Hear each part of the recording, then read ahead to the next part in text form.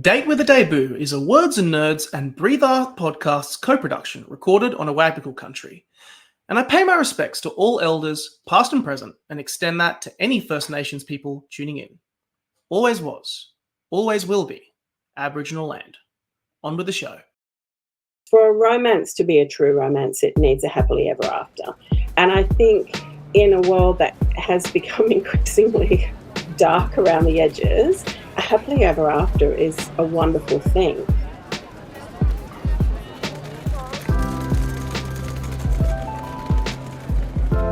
Welcome to Date with a Debut, a podcast about debut authors, their incredible books, and their journey to publication.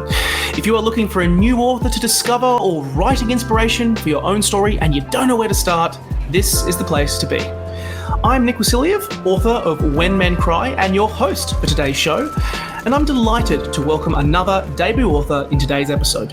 If you enjoy the show, or indeed any other shows on the Words and Nerds platform, jump online and give us a thumbs up, a 5-star review, wherever you are listening. Thank you for listening to us and for supporting the Australian book industry. You can also find any books mentioned in today's podcast down in the description. In today's episode, I'm joined by Amy Hutton, an award-winning television producer who's now writing contemporary romance.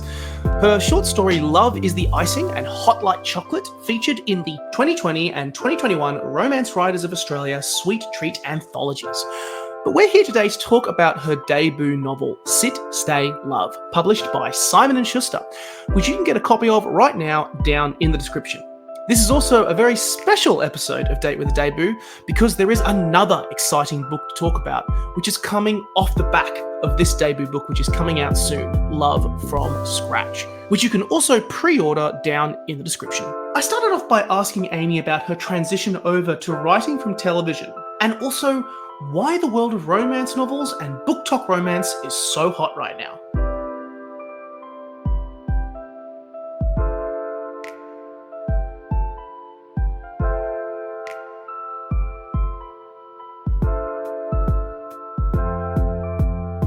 Amy, welcome to Date with a Debut. Thank you very much for having me. I'm excited to be here. Absolutely. I am so excited to talk about Sit, Stay, Love. But before we dive in, I also kind of wanted to ask you a little bit, in kind of, we've mentioned in the intro that you started in television before kind of going into writing contemporary romance. And I always personally, when the opportunity comes up in this show, I always find it fascinating when we have someone who has gone from one art form to another. Why was now that time to do it? I mean, obviously you've written short stories beforehand, but why did it suddenly draw you in like it did? I think I got to a point in my career, which I was in quite a senior role in network television, and I got to a point in my career where it was, I make a decision, am I going to just do this forever now, or is there something else I can do? I didn't really want to go any higher up in what I was doing just because I know what came with that and I didn't want it. And writing was something that I was have always really been into and have sort of come and gone. And mostly it's gone when I've been just really busy with my work. And because it was a creative job, sometimes you're so fried and a lot of people at you all day that the last thing you want to do is come home and write. And I never wanted it to be a chore. And I sort of got to the place where it was in my head a lot that I would really like to give it a go. And I just knew that having a full-time job doing what I was doing and trying to write was just going to be very, very difficult. And so I decided to focus on the writing, and I went basically contract for a while, so just to kind of smooth the transition over.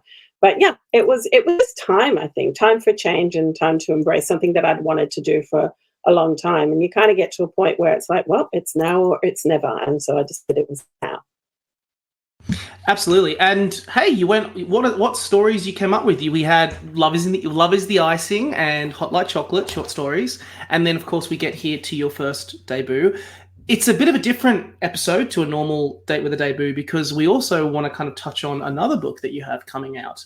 It's like a book 2 debut sort of episode that we're doing. But before we kind of do that, there is one thing I do want to ask as well, which is, you know, Sit, Stay, Love, and I'm assuming this new book because it's set in the same universe as you alluded to. It really feels like it fits. It feels like it fits into that perfect world of book talk and romance talk.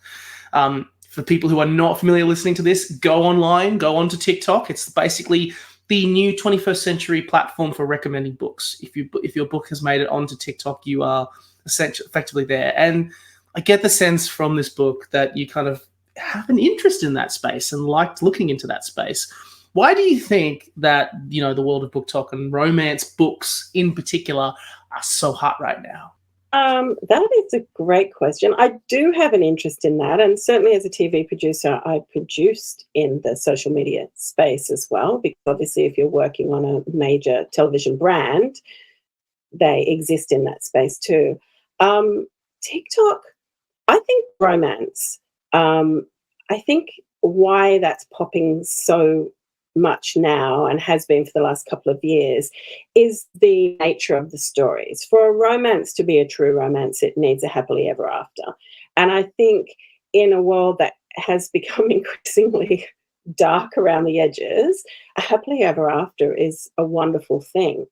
And I think that TikTok has been embraced by younger people, younger reading audience, which has been, I think, is one of the best things, because you see a lot of younger people reading so much now. I mean, you see a lot of young women out there reading romance, and it's wonderful. I meet them. I did the Manly Writers Festival recently, and a couple of the books I sold were to quite young girls, and I just think that's fantastic. And I think book talk has just that idea of community and sharing and the excitement that people get when they find a story that really connects and they want to share that, and then someone else picks it up and someone else picks it up. I think it's that sense of community and excitement and that sense of joy that romance brings, and joy that books can bring, that has sort of made that space pop as it has. Absolutely. I think it's such an interesting and exciting space. And it's when people say, oh, young people don't read these days. Oh, no, they absolutely do. When you go on to Book Talk and see that there's upwards of 100 billion videos focused on Book Talk, I think it's even more than that now. That tells you all you need to know. The passion for books is definitely there.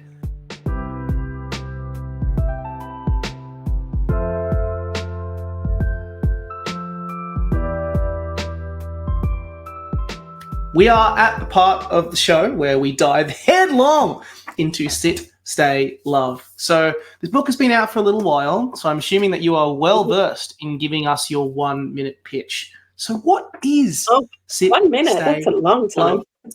I know. What is Sit, Stay, Love about?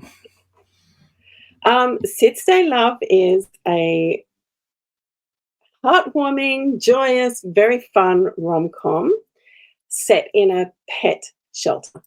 And it's about a young woman who is torn between the chaos of managing her pet shelter, her mother's expectations, who's not exactly happy with her career choice, and the lovely two men that are nipping at her heels. She has a wonderful relationship with a vet called Toby, and he's her best friend. They spend a lot of time together. He helps her with all the animals that she saves, and they're really in a groove, and they have been for a couple of years. And one night, out of the blue, stumbles into their life an up-and-coming movie star called Ethan James. And Ethan has a big problem. He has an immediate problem, which is why he's there. There's a stray dog in his backyard, and he doesn't know what to do about it. But he has an overall problem in that he's just passed in the movie that's going to change his career, and he has one issue with it, is that his co-star dog, and Ethan's afraid of dogs. So he asks Sarah if she can help him overcome that, learn to be around animals and dogs, and of course sparks fly, which makes Toby go, maybe my feelings for Sarah aren't quite as friendly on friend zone as I thought. So it's a very soft love triangle is how I describe it, because unlike, some love triangles you get into, the guys are both super solid choices and they're nice guys, and she has trouble choosing between them because they both genuinely care for her and care for what she wants, and they just both hope that what she wants is them individually. I love it. And yay for the nice guys. We like nice guys. Yeah. Can we shout out nice guys are actually sexy. Nice guys are actually very sexy. It is true. There is nothing wrong 100% sexy. Yeah. So as I say, what I love is, of course, there's very established tropes in the romance genre in this book. There's romantic interest. There's a whole lot of confusion. Very likable characters, nice guys, sweetie pies, a love triangle. And then I also love the fact that you then throw in puppies and a family of kittens, a horse, you've got some sheep, and that's even before we get to the men. And what I like is that there is the comforts of what makes the genre so enjoyable and fun and fuzzy and warm, and all of those beats that just play my heart like a fiddle. But then there is the new spin on it here with beautiful animals that I absolutely love, and that I think readers will really enjoy this book. Animals, or dogs specifically, and cats. I've had cats as well. Actually, I've had everything. I had until recently yabbies. Which I highly recommend as a pet. If you're looking for an interesting pet, yabbies are fantastic. But I have a dog, and she's a rescue dog, and the dog before her was also a rescue dog. So I have a lot of interest in that space, and I have a lot of interest in animals in general. And I really wanted to sort of bring a story about rescue dogs and rescue animals, cats, that didn't just look at the humans in the story, but it also looked at them. And I wanted to ensure that animals that I introduced in the story had their happily ever afters as well as the human characters. So, and I mean, who doesn't love kittens and puppies and, cheeky dogs doing all the wrong things? The dogs are basically my dogs. So the lead dog, the Staffy mix, is my dog Buffy, who's outside the door, I think, at the moment. And there's another dog in there, a scruffy rough coat Jack Russell, who was the dog prior to Buffy, who I had for 16 years. So, they're animals that I know very well. But, it sounds like I'm raised by wolves or something, but I've been raised with dogs, we even bred dogs for a while, my family. We had Airedales and bred them. So it's something that I know a little bit about, and I'm quite passionate about. So, and it's, for me, I think it's really real world as well to include pets in stories, because so many people have them. And I'm always quite surprised when I read a book and there's no animals at all. I'm like, seriously? It's not even... And not that I need them, it's so real world to me. I think pets are a key part of your own happy ever after in real life. I feel like they're more than I mean, like, how many times as a man, or indeed a lady, let someone down, but a puppy or a dog will give you that unconditional love. It is kind of somehow that after that we always don't recognize how good it is until it is gone. But I love that you kind of have all of these animals giving them their happy ever afters. Of course, it is framed around Rose's rescue that Sarah owns and manages, named after her grandmother. A fierce love of animals. She's making ends meet. Her mum, as you mentioned at the top, thinks she's struggling. How dare you, mum? Working with animals? How dare you? I'm sorry. I had to take issue with that. And then, of course, she's got Toby, and then throws things into a conundrum. She puts her in a conundrum.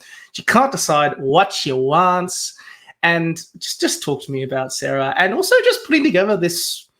I like the term soft love triangle dynamic, because it unravels itself deliciously. Well, for me, Sarah, I think she's super passionate, and she's stumbled into this career. It wasn't what she wanted to do, and until she found this, she didn't really know what she wanted to do. She'd gone to university. Her father's a journalist. She was looking at maybe doing writing. She's obviously a smart woman, which her mother is constantly sort of reinforcing. And that's about the only thing she positively reinforces. And Sarah then, she's really stumbles into this, but she was passionate about it. And when she starts to think about her childhood, she realizes that she's always probably been rescuing animals. And so it's something that she really throws herself into. But it's a lot of work, and she doesn't have the staff. And so even though she is very passionate about it, it's always a bit of a struggle, and it's always a little bit chaotic. But, that is her primary focus. And I think because that is her primary focus, all the other kind of things happening around her in her life kind of are a little, not that they're not as important, they are, but maybe they're not getting the attention that they should be getting. And so that causes her not to completely understand maybe the relationships that are brewing around her and how she is being perceived, because her focus is so very much about the rescue. And not to say that she's not a good daughter and a good friend, she certainly is, but she is very much about the animals. And the soft love triangle thing, I think for me, she's a smart woman, and as I said, she's very passionate. She's also very kind. She's a very, very kind person, and I think having her fall for someone that maybe she'd had issue with in the past. I mean, love triangles are often with an ex coming back in, or sometimes the guy is just not. He might be the great bad boy, but he's maybe not that great. And you often will have, she should definitely be with the other guy. Why is she even looking at him? And I didn't want her to come across as not being smart in that way, in that she would make a bad choice. And so for me, I wanted to, give her two really good choices, which of course is lucky Sarah, but that's like becomes a very difficult situation for her. But I didn't feel like she would ever go for someone that wasn't genuinely kind and good, because that's who she is and that's who she's used to in her life. So that's why I call it a soft love triangle, because I do think that often love triangles, you do read them and you think, well, I can see he's like super hot, but would she really, like, obviously he's not the one. And I don't feel like you get that sense. Certainly not immediately in Sit Stay Love. You'll probably end up sliding in the direction of one particular person. But one of the best things I've had in reader feedback is that the readers haven't been able to make a choice. And it's taken them maybe 3/4 of the book to really, make a choice. And they flip-flopped all the way through. And then they finally come down on the person that she probably ends up with anyway. But I really enjoyed that. So I guess I made the guys both okay. And you know what? Most people are okay. There's not many people have like arch villains in their life. So I think it's quite realistic to have a couple of pretty decent guys. I'm very, very glad that we have two sweetie pies. We have two nice guys in this because, I mean, as you allude to, love triangles often have the bad boy. And often, certain female protagonists gravitate to them because there's something exciting about that. And there's a wow factor that just isn't the same as, nice, reliable bloke. But sometimes that can mean that your bad boy can be an absolute prick if you're reading them on the page. So to have two actually nice guys is just personally really, really refreshing. And I love these two love interests that you have assembled to make a poor little conundrum out of for Sarah. We've got Ethan, the very up-and-coming actor, successful actor. I love that you describe it as Hemsworth-like. That says everything. But he's got a dog phobia. And of course, as you mentioned, starring in a movie with a co-star dog. I just want to first of all shout out the scene with the German Shepherd.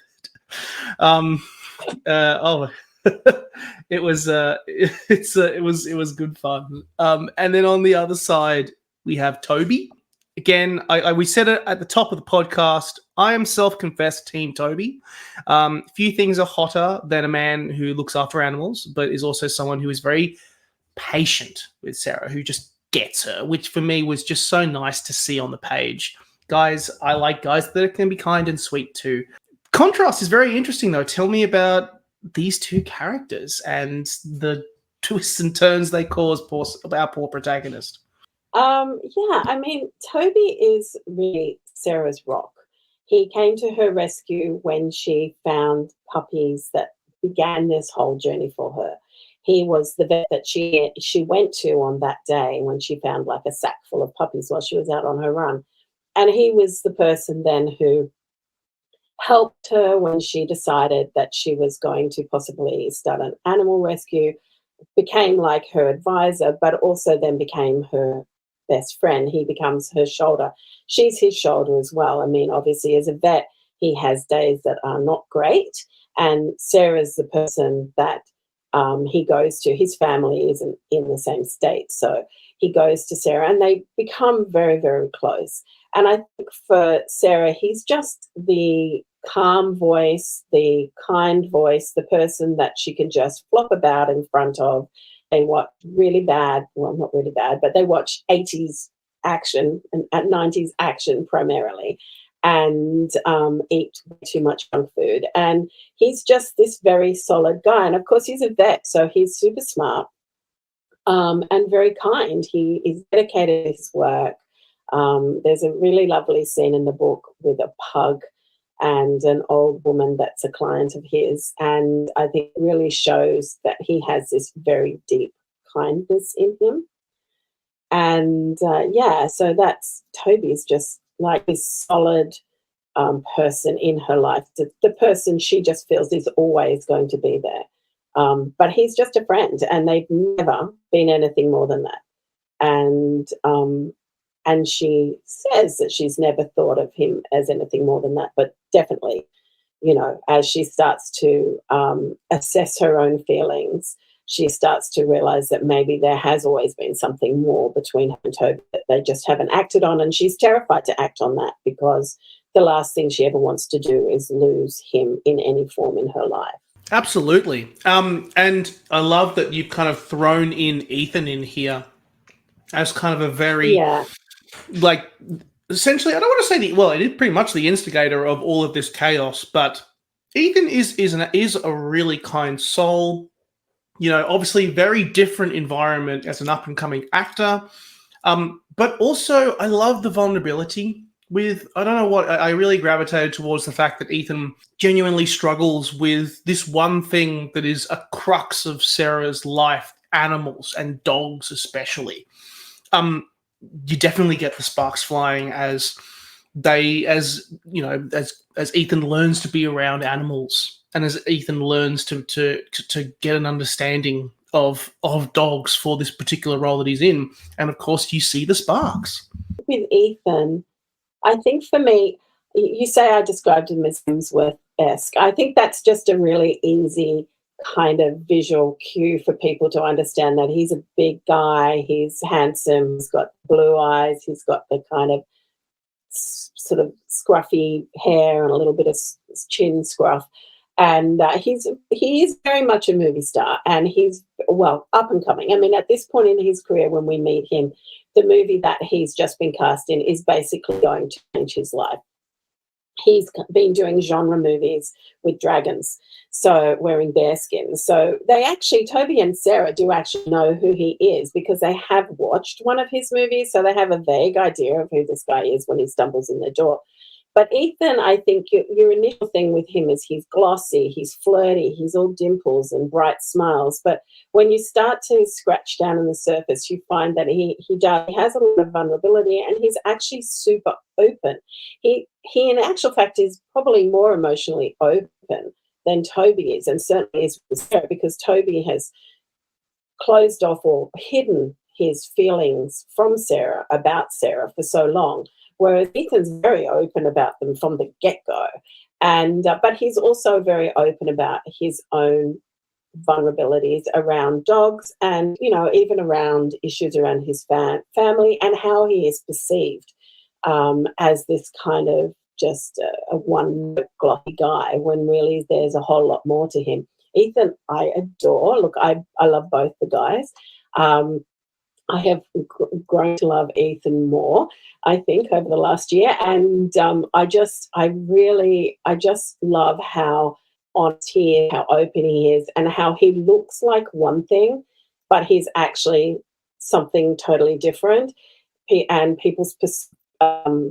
people, you know, kind of have this view of him just because of the way he looks, and that is something that he really struggles with, and that he's, you know, he's actually a much deeper human being than people give him any credit for. I think the thing with Ethan is that he doesn't like that people can't see who he really is, and that people see the, you know, the beauty and the flash and the smiles and the dimples, but they don't actually see this other side of him. And Sarah does see this other side of him. She's blinded a little bit by the flash and the dimples initially, but she does see this much deeper, softer, kind, and very vulnerable and open side of Ethan and the true person he is, not the movie star. Yeah, and I think, again, that's the appeal of him, that there is layers to him. But also, you are absolutely right about him being very open with his emotions and very clear on them, as, you know, and that is, again, the comparison again with Toby is very interesting because obviously Toby has closed off a little bit due to that scenario, due to the relationship that he has with Sarah. We will not give away spoilers on the ending because long and the short of it, Sarah does, in fact, make a choice. We're not going to say who it is, but I do want to quickly finish off by shouting out Sarah's mum, and no spoilers given the connection to Rose's rescue. But I just wanted to shout out that particular relationship as well. Just a really interesting relationship between Sarah and her mum. I really love Sarah's mum. Yeah, I do too.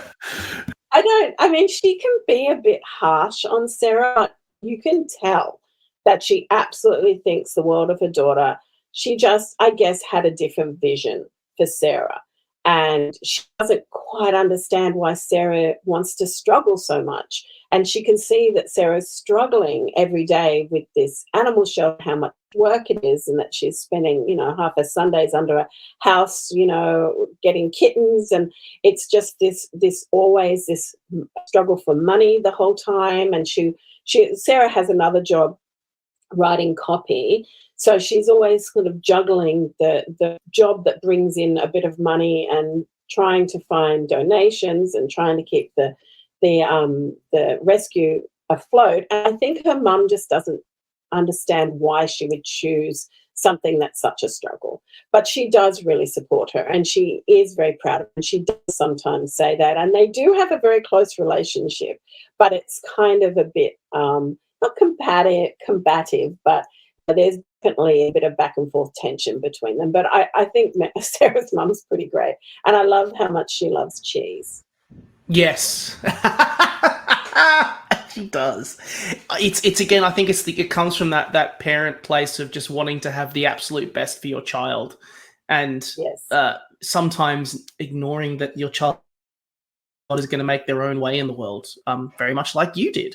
It's just, it comes from a place of love. You do get that, even though it is combative with how Sarah is, but it's such a great relationship that you portray on the page.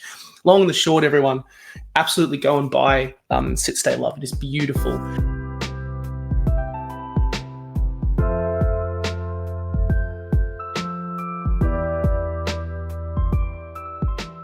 We have a slightly different episode to Date with a Debut here. And that element that I kind of want to talk about is that there is another book coming in this universe of that we have here. And I was wondering if I can tell me about this book that has led on from this debut that you have crafted.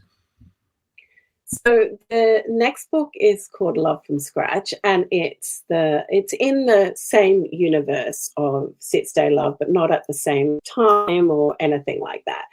And it's just, as I said, I kind of fell for both the men when I was writing this book, but I felt like I really felt like I wanted to dig a little bit more into Ethan, because I felt like he was this sort of person that was possibly misunderstood.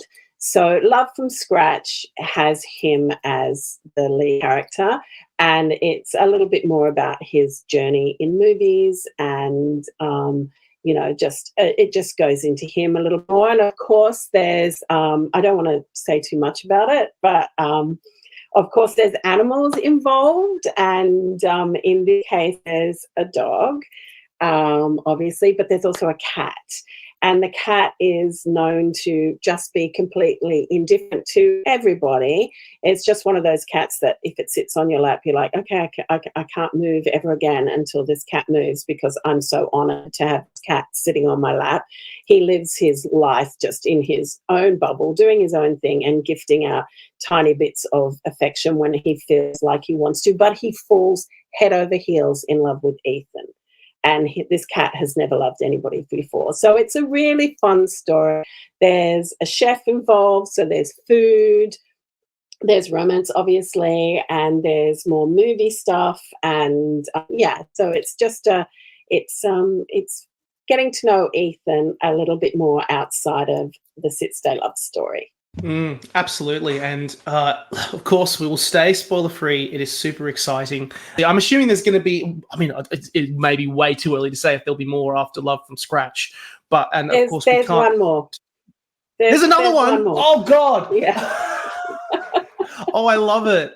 Oh, how exciting. And that'll be out next year. Yeah. Oh, yeah. So that's already written. So it'll be out next year. Oh, how exciting. All right, well, we will wait with absolute bated breath for that. And I'm so glad that we have a book from a debut, a book 2 from a debut. It's really exciting, Amy. And again, everyone, you should absolutely check out Sit, Stay, Love. It's the first in a trilogy, guys. Like, what more do you want? It's officially confirmed. They're all very much standalone stories. Yes, I mean they're all interconnect in their characters, and with the theme of rescue animals in there somewhere.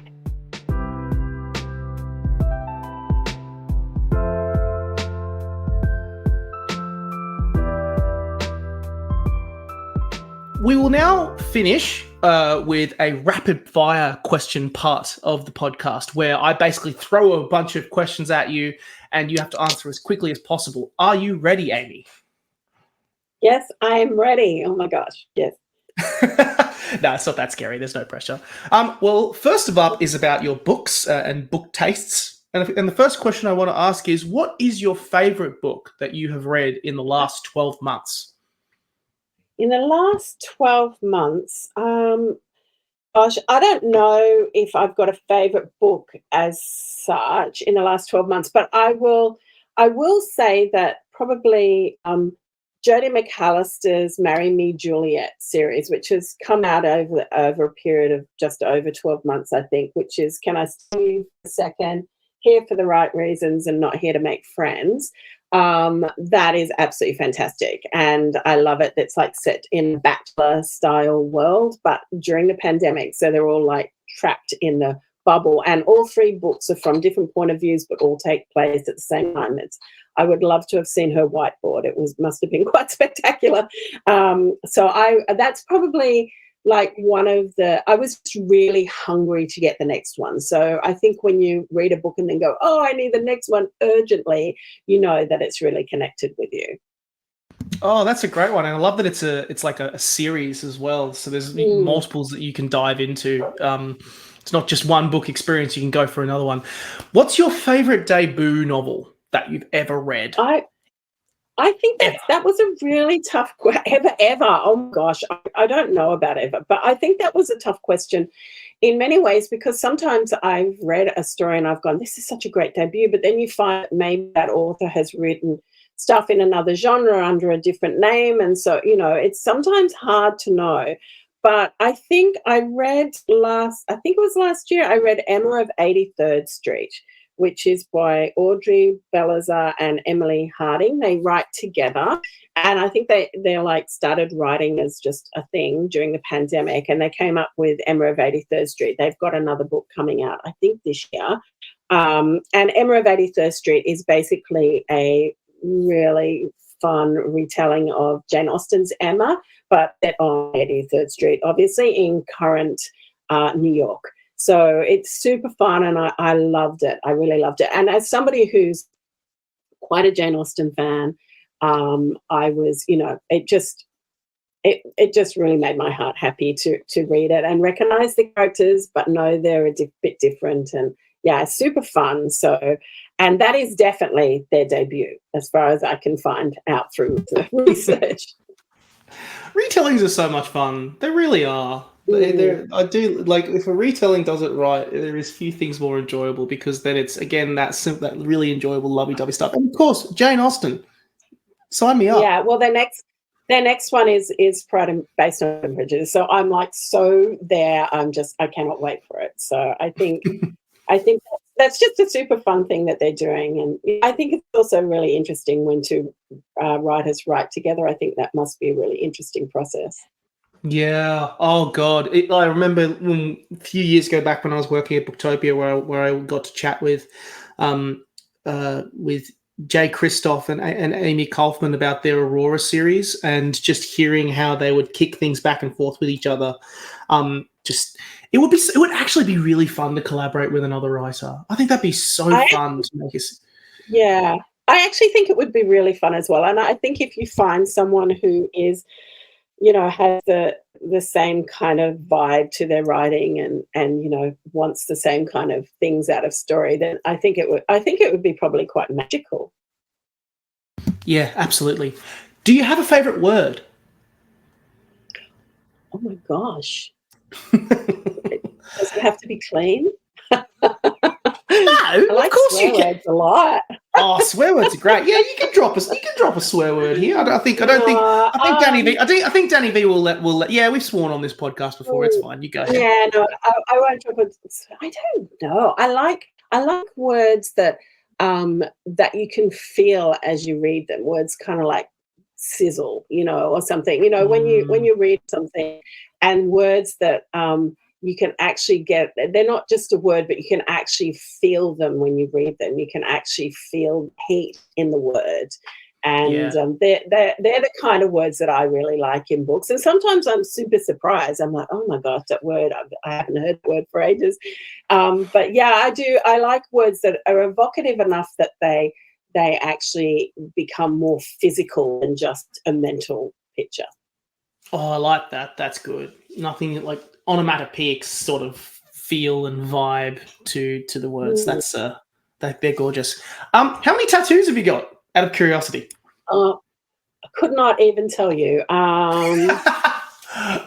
Maybe 60, 70.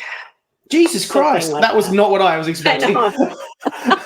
You're expecting one or two. No, I'm fairly heavily tattooed person.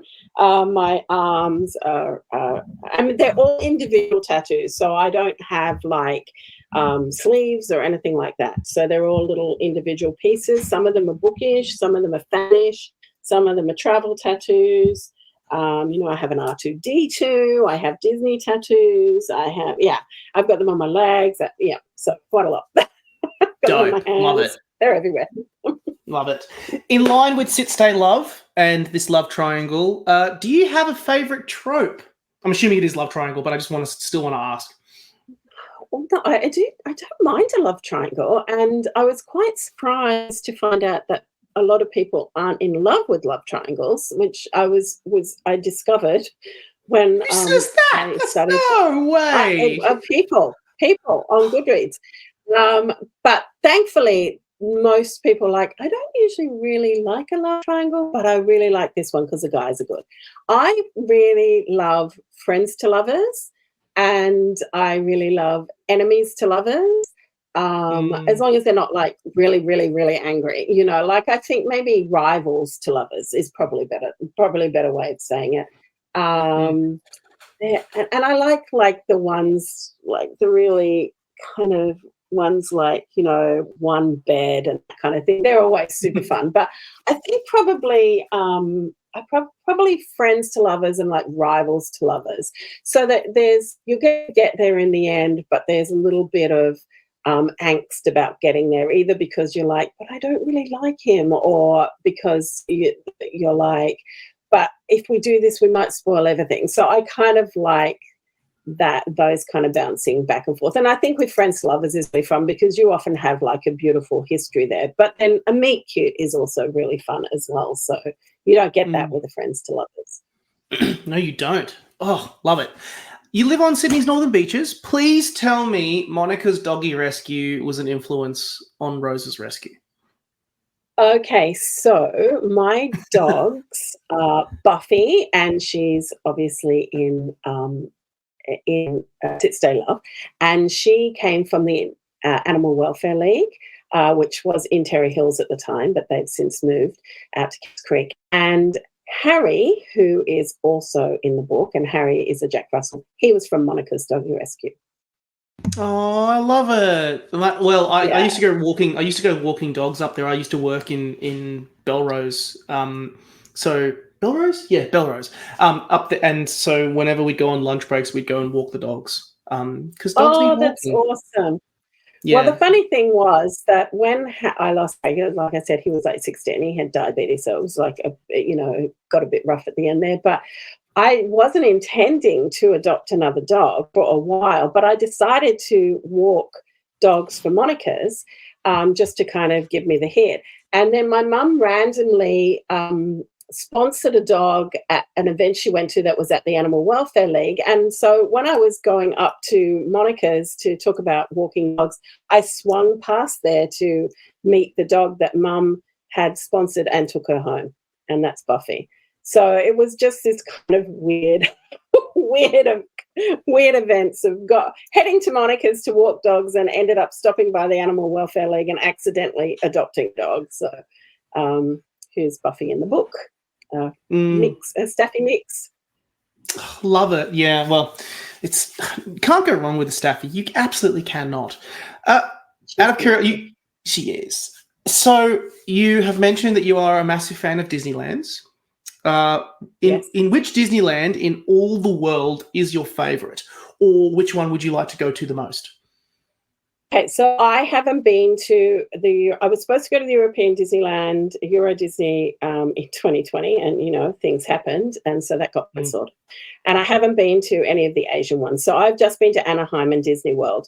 And I'm always going to gravitate towards the original Disneyland in Anaheim, just because it is the original Disneyland and it's just got a great vibe about it. I'm going in September. I absolutely love it there. I know it like the back of my hand, and it's just you walk through the gate and it's just, I just love Disneyland. Love it. My partner has gone to multiple Disneylands. I've only been to Euro Disney, but in August we're going to Disney Sea in Japan, which should be amazing. It's totally amazing. I've got friends who have been to the Hong Kong Disney, and they do say that they're absolutely amazing. And I would 100% love to go to them, and that is definitely something that I'd plan to do. But at the moment, with two Disneys that I've been to, Anaheim is definitely always going to be my pick, and just the Disneyland park.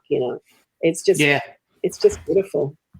Love it. And as a last question, and this is a cruel, mean, horrible, nasty question. Your house is on fire, and you can only grab one Disney movie to save. Which one do you grab? No, that's impossible. Oh no, that's if you could. Oh my gosh. Oh gosh. I don't know. Maybe. I think probably Aladdin. Maybe. Oh yeah, Aladdin's great. Yeah, I really have a great Aladdin tattoo. Yeah, maybe Aladdin. I do love that movie. I like the live action one as well, but the animated, I'd go for the animation. Yeah, maybe. Let's go with I think that can I grab a box set or something instead? Well, I mean, like, I think the answer, if we was a box set, we'd just grab the Renaissance movies. That would be my go-to. 100%. Yeah. Yeah, but for some reason, I don't know why. Maybe the older I'm getting, the more I'm gravitating towards it. But Hunchback was weirdly always my favorite of those movies. That would be the movie I'd grab. And I think the older I get, the more I'm like, yeah, I made a really good pick. Maybe it's just because Frollo, like, you just see more and more Frollos in the world, so you're just And I do think that's really interesting because I have felt that as well as I've kind of gone back and watched ones that maybe didn't hit with me initially. I kind of connect with them a lot more now. So yeah, some of like the animations that maybe weren't like really big, I kind of have connected with. I tell you what, but recently though, I think Encanto was probably the one that I loved the most. That's gorgeous. Yeah, Encanto was so much fun. You cannot go wrong with Lin-Manuel Miranda. I mean, like, perfect. You can't. And I do actually have to give a call out to my guy Stitch because I am like an absolute Stitch fanatic. I love him. I collect him. I've got loads of Stitches. I've got Stitch tattoo. He's wonderful too. So maybe I'd say Stitch. Yeah, nice. I like it. Thank you so much, Amy. This has been so much fun. For all of our listeners, grab yourself a copy of Sit Stay Love or additionally Love from Scratch right now, wherever you get your books.